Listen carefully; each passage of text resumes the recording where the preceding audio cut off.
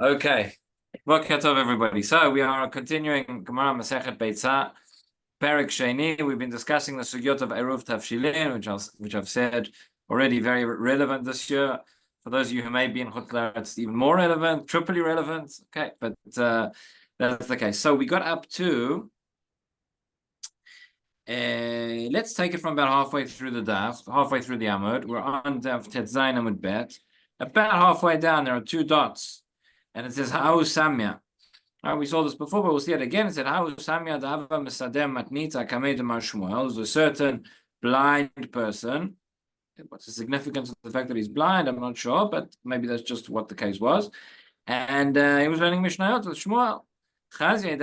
Now he saw, obviously Shmuel saw, because the other person can't see, but Shmuel saw that he was Dava Atziv. He was a little bit down. He was upset about something. Why are you sad? He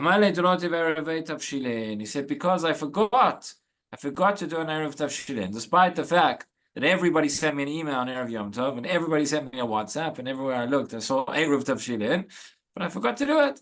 So therefore, I'm upset because I'm not going to have any food for Shabbos. Again, I think in the days of the Gemara, you can appreciate that having the Erev Tavshilin was much more significant than it is nowadays, even, because nowadays we don't really. Some people do. Sometimes you do, but it's much less common to cook for Yom Tov. I think to cook on Yom Tov. Part of the reason for that is, well, we have refrigeration they didn't have back then. Part of the reason is cooking is actually a lot more complicated than it used to be, because you're allowed to cook on Yom Tov, but you're not allowed to. If you have all sorts of electrical things, a stove and an oven, so there are ways. With certain appliances, there are ways of doing it. Maybe Shabbos model using timers or different things, chagaz, etc. But sometimes not so straightforward, and especially if you're going to turn on the stove or you're going to turn on the oven and it's going to set off all digital circuits and lights and things like that, that's going to be a problem. So a lot of people don't want the headache, so they'll just cook everything beforehand, okay, and put it on the platter. But in those days, you really couldn't cook for 2 days, for 3 days in advance. So and this is one of the reasons why we have this. So you had to cook on Yom Tov. So if you haven't made your Eruv Tavshilin, you're not going to have any food for Shabbat. So he was obviously sad about that. So Amar Doroti Eruv Tavshilin. So Shmuel says, Amar le Smoch Adidi. He says, don't worry, you can rely on mine. I made an Eruv on behalf of everybody. L'shana Chazei Dava Atziv. Now a year later, amazing. A year later, this whole story repeats itself. He said, why are you sad? And again, we know why he's sad. It's the same reason. He says, I didn't make an Erev Tavshilin. Then perhaps he's expecting Shmuel to say, oh, don't worry, you can rely on mine again. And that's not what he says. He says, no, you're a posheya. You are negligent, right? It happened once, but there seems to be a pattern here. You forgot, so to speak, right? So he says, no good. So everybody else can rely on my Eruv, and you can't. Okay, so this is, I guess, part of a knas, maybe Chachamim imposed. That if you're going to be negligent in selling your Eruv, then you can't rely on another Eruv that was done for you without your knowledge. Obviously, when he says Yalukule Alma, it does not literally mean the entire world. I don't think that Shmuel said an Eruv Tavshilin, and he said the whole world can rely on this Eruv. Means, as we saw before, for whoever he intended to, for the whole city, for the whole yeshuv, whatever it is, those are the people who can rely on it, but not this person who's a pusher. By the way, kule alma, we know, is a Gemara expression which literally means the whole world, right? Kule alma, kol alam. It almost never means the whole world. It just means the different opinions. So we have a, machloke between Abaye and Rava, and then they're saying kule alma, whatever it is. So that means Abaye and Rava agree. There might be others who disagree, but that's that's just a word expression. It doesn't literally mean the whole world. Okay, now we get on to a related topic, but some slightly different. Tanu Rabbanan. We have a bright that teaches as follows: Yom Tov shachal liot be'erev Shabbat. Like our case this year, right? When you have Yom Tov, which falls on erev Shabbat, second Erev Shana is on erev Shabbat. Okay, the question now essentially is, can you make an Eruv on Yom Tov? Okay, we know we discussed there are three different types of Eruvin. There's the Eruv Tavshilin, which we've been discussing at length. Obviously, Eruv Tavshilin, the purpose of it is to allow you to prepare from Yom Tov to Shabbat, and that needs to be done before Yom Tov. But the Eruv Tchumin and the Eruv Chatzerot have actually got nothing to do with Yom Tov. These types of Eruvin are for Shabbat, right? The Eruv, well, we'll see. But the Eruv Tchumin maybe has some relevance for Yom Tov as well. But essentially, what are these? So each of these is where you take a certain amount of food and you place it in a strategic location, and that is your Eruv, and that allows you to do something. So the Eruv Tchumin is where you have the Tchum Shabbat, the Alpayim Amah, 2,000, roughly a kilometer outside, I don't know what it is in miles, roughly outside the city limits, which is where the extent of the Tchum up to where a person can walk on Shabbat. Now, if a person wants to go further than that, you need to make an Eruv. And the way you do that is by near the edge of your Tchum, you place food for 2 meals, and you say that is where you're essentially having your meals on Shabbat. That becomes an Eruv, and that allows you to extend it by further Alpayim. So that's Eruv Tchumin, which essentially extends the Tchum Shabbat, how far one can walk. The Eruv Chatzerot, which is a bit more familiar to us, is what allows you to carry within a Chatzer. Right? Again, Eruv Chatzerot is not the Tzurat HaPetach. Tzurat HaPetach, when you put walls around the city, or you put pieces of string, going around the perimeter of the city in order to allow you to carry as well. So that is a Tzurat HaPetach, and then you still need the Eruv inside. Oftentimes people say, "Oh, is the Eruv up?" or "You checking the Eruv?" You don't actually mean the Eruv; you mean the Tzurat HaPetach. But the Eruv Chatzerot, Chazal said that even within a Chatzer, where you have different homes and it's all really a Shuta Yachid, Midoraita, you could carry there, but Chachamim said, no, you can't. You need once you put the Eruv, and the Eruv, again, the word means to mix up. So you have bread, which everybody has owner, a piece of matzah, box of matzah, whatever it is, which everybody has some ownership of it, and it's placed in one of the homes, and that allows you to carry from any of the homes to any of the other through the Chatzer. So obviously, Eruv Chatzerot, you never need an Eruv Chatzerot in Yom Tov, because on Yom Tov we're allowed to carry, right? We don't say that there's a Melach HaVotzah relating to Yom Tov. We'll discuss that a little bit later on, not so much later on, but in a couple of the So our question is, Yom Tov shechal liot be'erev Shabbat. When Friday, right, Erev Shabbat, you have Yom Tov, could you make an Erev there? So the Tana Kama says, Ein ma'arvin lo Erevei Tchumin v'lo Erevei Chatzerot. Tana Kama says, you cannot make an Erev on Yom Tov. It needs to be done before. Rashi says, Lo Erevei Chatzerot. He says, Letartel machar. It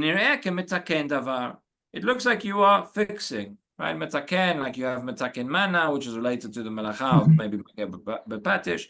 You're allowing, for example, we say you have fruit, which is tevel. You cannot separate shumot and masrot on Shabbat. Why? Because one of the explanations is because that looks like you are being metaken. You are fixing something. It wasn't fit to be eaten, and now it's fit to be eaten. Okay, so you're fixing something so that you can carry. That would not be allowed. That's the Tanakam. Rabbi Omer, me'arvin erevei chatzerot, aval lo erevei tchumin. So Rabbi says no. Rabbi here is more lenient. He says you can make the erev chatzerot on Yom Tov. Again, none of this is lekatchila. Obviously, lekatchila you should do it before, but the case is if you forgot. So Rabbi says no. I agree regarding erev tchumin that you cannot set on Yom Tov, but erev chatzerot you could. And what is the reason? Why does he make the distinction? He says, right, Rabbi Yomem Avin Erevei Chatzerot v'lo Erevei Tchumin, mipnei she'ata oso b'davar asur lo, v'i ata oso b'davar mutar lo. He says you can forbid on Yom Tov that which is forbidden on Yom Tov, but we would not forbid on Yom Tov that which is permitted on Yom Tov. So Tchum applies on Shabbat, it applies on Yom Tov, and therefore that's still forbidden. Therefore you can't make the Tchum permitted on Yom Tov itself. When it comes to Erevei Chatzerot, there's no problem carrying on Yom Tov in the first place. So just like I can cook on Yom Tov and I can cook for Shabbat, so I can carry on Yom Tov and I can prepare to carry on Shabbat. I can make the Erev Chatzerot. That is what Rabbi says. So the machloket between Tana Kama and Rabbi is about whether you can make an Erev Chatzerot on Yom Tov for Shabbat. Everybody agrees. Erev Tchumin you cannot, but Erev Chatzerot, Tana Kama says no, and Rabbi says yes. Okay. So I'll just read it again. Tanu Rabbanan, Yom Tov shechal yot be'erev Shabbat, ein malvin, lo elvei tchumin v'lo elvei chatzerot. Rabbi Omer malvin elvei chatzerot, אבל לא elvei tchumin, מפני שאתה אסור בדבר אסור לו, ויהיה אתה אסור בדבר המותר לו. Okay, itmal. So that's the Tanaim, now even the Amoraim. Itmal, Rav Amar, halacha ketana kama, u'shmuel amar halacha kel Rebbe. Okay, so just like we have a machloket Tanakama and Rebbe, we have machloket Rav and Shmuel. Rav says the halacha follows Tanakama, he's more stringent, and Shmuel says that the halacha follows Rebbe. Okay, now look at this. There it gets interesting. Says the Gemara, Bayelu, halacha kel Rebbe lakula or lachumra. The question is, according to you, Shmuel, who say halacha is like Rebbe, what do you mean by that? That halacha is like Rebbe? Do you mean that halacha is like Rebbe lakula, or it's like Rebbe lachumra? Is the halacha like Rebbe to be lenient, or that when do we say that halacha follows Rebbe to be stringent? Now, hang on a second. Now, what are you all thinking? How is it stringent? How's it stringent? Right? We just saw there's a machloket between Tanakama and Rebbe, where Tanakama says that eruv chatzerot to make on Yom Tov for Shabbat is asur, and Rebbe, the only thing that Rebbe argues about is he says it's mutar. So Rebbe is being lenient when the Tanakama was stringent. So if we say halacha follows Rebbe, it's akin to saying the halacha is mekel with lakula. So what do you mean? The Gemara says when you say it's like Rebbe, do you mean it's lachumra or lakula? Were you not listening? Do you not know what Rebbe said? The question makes no sense. Okay, so that's what the Gemara says. A very, very, very strange question at this point, right? We don't understand what it means. And the Gemara doesn't understand what it means either. It says, Pshita de lakula kama. Obviously, it's lakula. What on earth are you talking about? Rebbe said lakula. So here is where the confusion comes in. It says, Mishum de shalach Rabbi Elazar lagola. Right? Rabbi Elazar, when he taught this message he sent a message to the Gola, to Bavel. And this was his version of it. He said as follows. He says, Lo kshatem shonim bebavel, Rebbe matir, v'chachamim osrin, ela Rebbe oser, v'chachamim matilin. Rabbi Elazar said, you in Bavel, you have it wrong. You've got the wrong gersa. That's not what Rebbe said, right? We saw in our Braita that Tanakama said it's going to be asur, and Rebbe says that it's going to be mutar. So Rabbi Elazar sent to the Golai, says, Lo shatem shonim bebavel Rebbe mativ v'chachamim osrim. That's incorrect. Right? Meaning the machloket is, as you said, but it's not that Rebbe is the one who's lenient and chachamim are the ones that are stringent. Ela afuch. Rebbe oser v'chachamim matilin. In other words, chachamim are the ones who say, Tanakama is the one who would say that you can make the eruv chatzerot on Yom Tov, and Rebbe is the one who says, no, you can't. So when the Gemara now comes and says halacha is like Rebbe, lakula lachon, right? It's all very good and well saying halacha is like Rebbe, but if we don't know what Rebbe said, it doesn't really help us very much. So therefore, there were two versions. There was a version what they thought in Babel, a version what they thought in Eretz Yisrael, and nobody knows what Rebbe really said. So when you say Bailu halacha Rebbe lakula lachon, if Shmuel said halacha is that mutar, right, or halacha is that asur, then I understand. Doesn't matter. It matters, but it's less problematic if I'm not sure what Rebbe said, but I know which opinion he wants to follow. But when the Gemara says like Rebbe lakula lachumra, essentially what it's asking is, what did Rebbe actually say? Did Rebbe say lakula lachumra? Obviously, in the version that you taught me, he said lakula, but I'm not sure if that's actually Rebbe or not. So that is the question. So Tashma, let's try and bring a proof. We're now 6 lines from the bottom, the end of the line. So Tashma. The Rav Tachlifa barav Dimi avar uvdak vatei de Shmuel ve'amar Rav tchilat hora'ah dahai tzuma berabanan lekilkula. Okay, there you have a plug for the Sunday Shiur. Couldn't ask for better. Free advertising in the Gemara.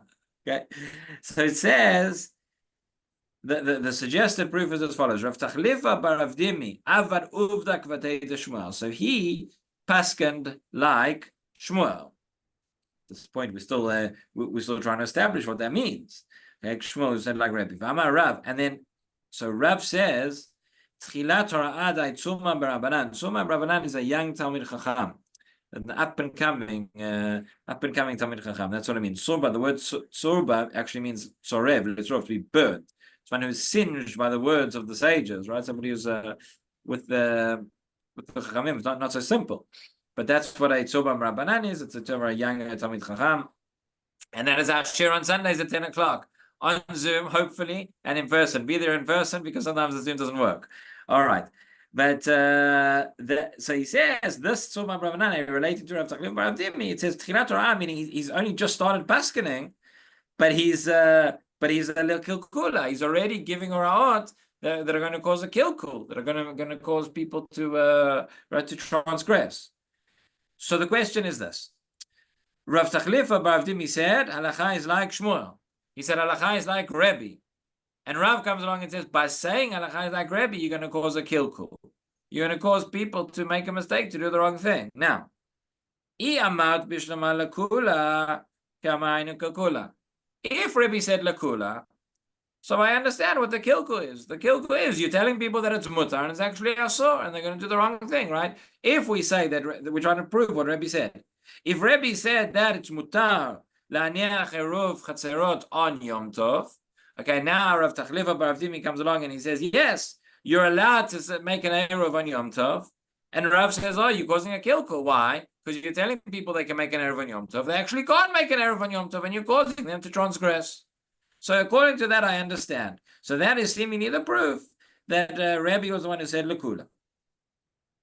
So iyamad bishlama lakula kama enu kilkula.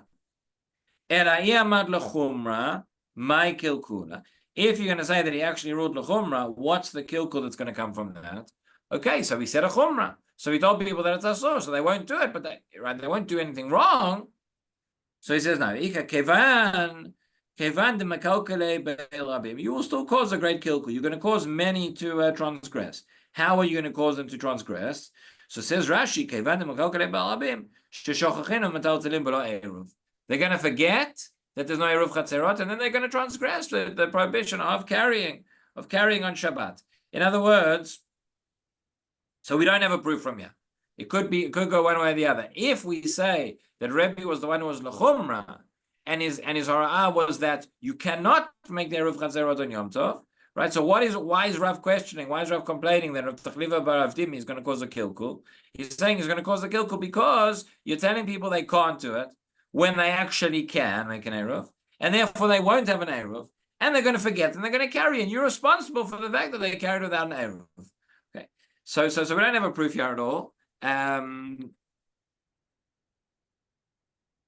Right, the Gemara just says in Hainu Kakura, this language, this expression, right, we find oftentimes that is associated with the halacha of eruv, right, where we say that this is something which affects the masses, and that is why, for example, let's say your eruv, again, which is not your eruv, which is actually your Surat HaPetach, but let's say that it falls on Shabbat. So there are halachot that are you allowed to instruct a non-Jew to fix it on Shabbat. So part of the discussion is normally we aren't allowed, certainly not in Melachah D'Oraita, but even in Melachah D'Rabbanan, in many cases, we're not allowed to ask a non-Jew or to tell a non-Jew or to hint to a non-Jew to perform it on Shabbat.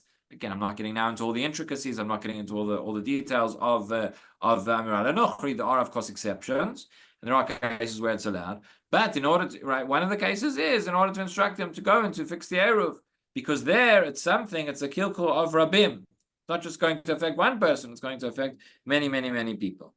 What's also fascinating, what comes out of this Gemara, is right.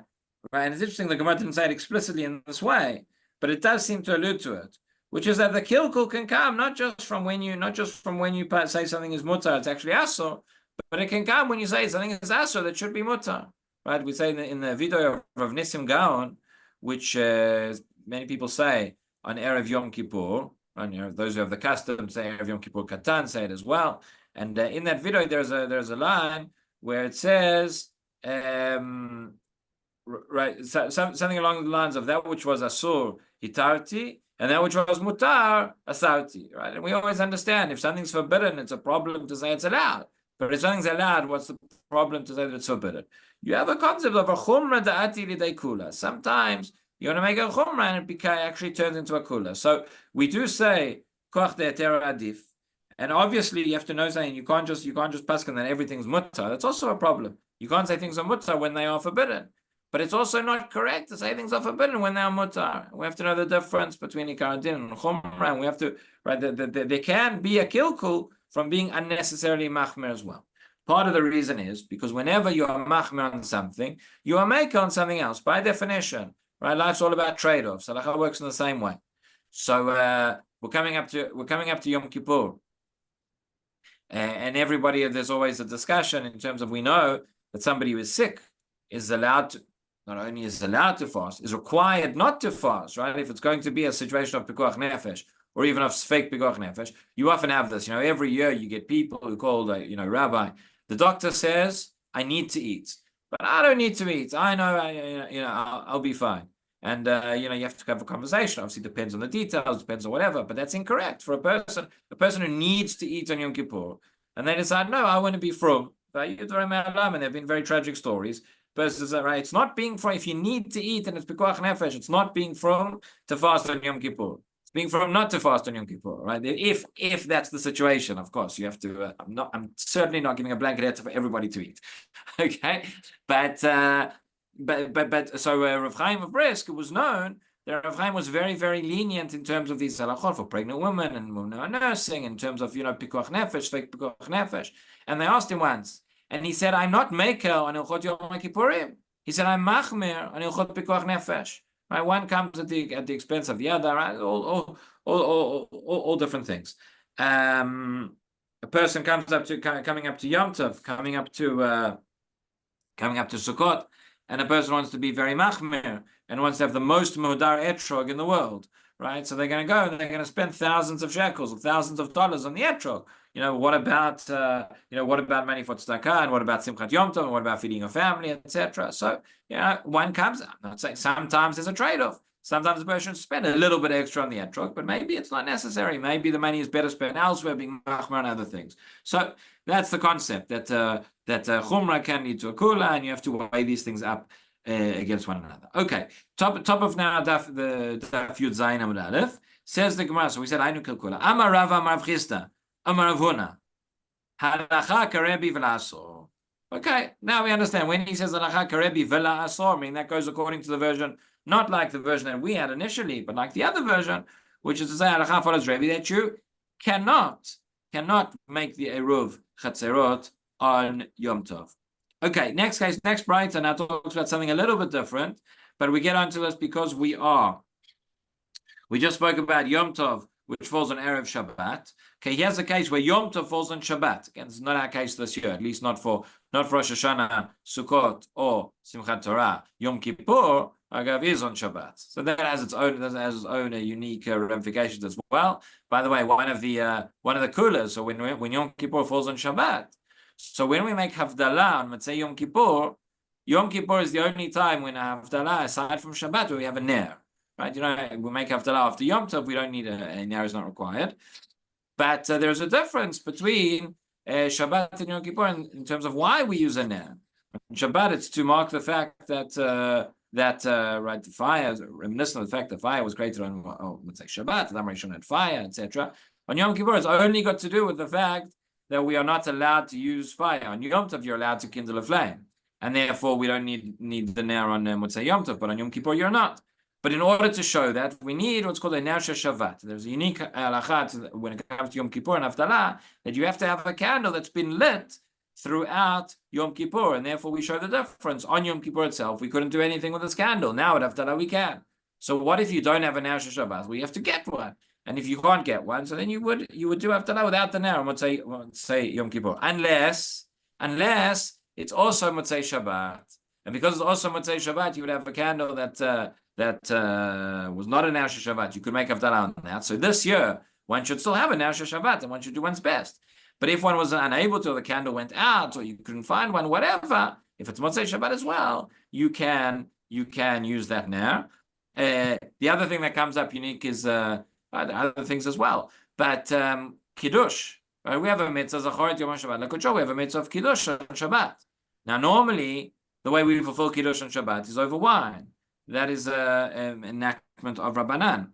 But Midoraita, you could fill it's B'dvarim, with words, right? When you say Vayachulu, you fill the mitzvah of Kiddush. So on Yom Kippur, which falls out on Shabbat, obviously you cannot do Kiddush over wine.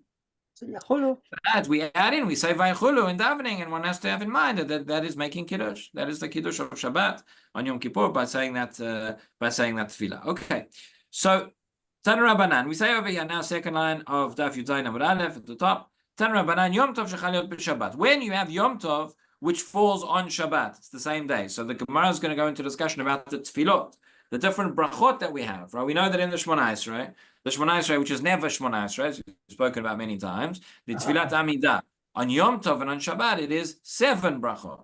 On Rosh Hashanah you have 9 in Musaf, but on Yom Tov and Shabbat it is 7. Why? Because you have the first 3 and the last 3, which never change. And instead of the middle brachot, you have the bracha of what's called Kedushat Hayom. So on Shabbat, we have a bracha that relates to Shabbat, right? Mekadesh HaShabbat. On Yom Tov, we have a bracha which relates to Yom Tov, Mekadesh Yisrael v'Hazmanim. What if it's Yom Tov and Shabbat? So maybe we should say 8 brachot. Maybe we should say 1 bracha for Shabbat and 1 bracha for Yom Tov. Maybe we should combine them, right? So that's the discussion. Tan Rabbanan Yom Tov shechal liot b'Shabbat. Beit Shammai omrim mipalel 8. Beit Shammai says you have 8 brachot. V'omer sheShabbat b'fnei atzma v'shel Yom Tov b'fnei atzma. You say the bracha of Shabbat by itself and of Yom Tov by itself. Beit Hillel omrim mipalel 7. Beit Hillel says no, and this is of course our custom. Beit Hillel says you say 7. Matchil b'shel Shabbat u'mesayem b'shel Shabbat. So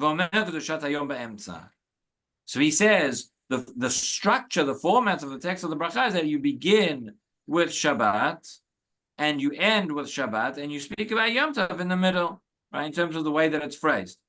Rabbi adds on, he says, Af chotemba. Not only do you mention Yom Tov in the middle, but you end off the bracha with Yom Tov as well. And the way you would say it is, he says, Mekadesh HaShabbat v'Yisrael v'Hazmanim. That, of course, is what we do. So have a look at Rashi. Rashi says, Matchil b'shel Shabbat.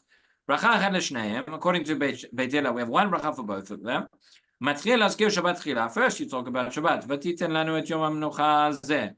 V'et yom chag ploni hazeh. Right? When we say, first we say Yom Shabbat, then we say Yom Chag, whatever it is. Umesayem bracha b'shel Shabbat.